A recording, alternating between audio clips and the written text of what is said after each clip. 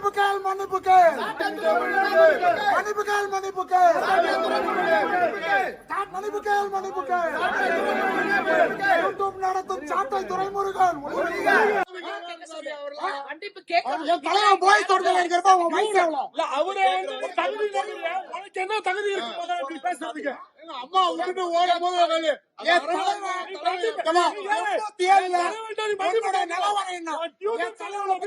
தெரியும் சொல்லு. தகுதி உள்ளவனே தகுதி உள்ளவனே வெளியில வாப்பா.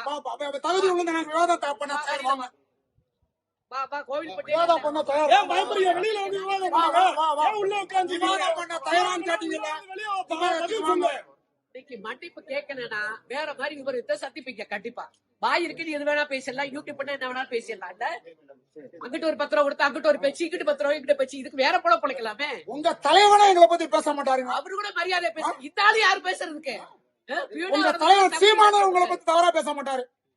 எங்க தலைவரு பியூன் வர்றது கூட தகுதி இல்ல. பேசுறீங்க பரவாயில்லையே. அவர் வயசு என்ன, உங்க வயசு என்ன, அனுபவம் என்ன? அவரு சீமான் தலைவர் பத்தி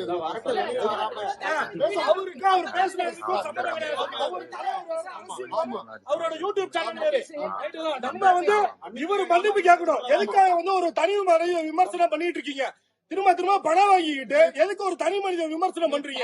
விமர்சனம் பண்ணா ஓகே. அவர் ஒரு கட்சியோட பொதுச் செயலாளர். அவர் விமர்சனம் பண்றது ஒரு தொண்டர் ஏற்றுக்க மாட்டோம். உனக்கு என்ன தகுதி இருக்கு? கோவில்பட்டு வந்து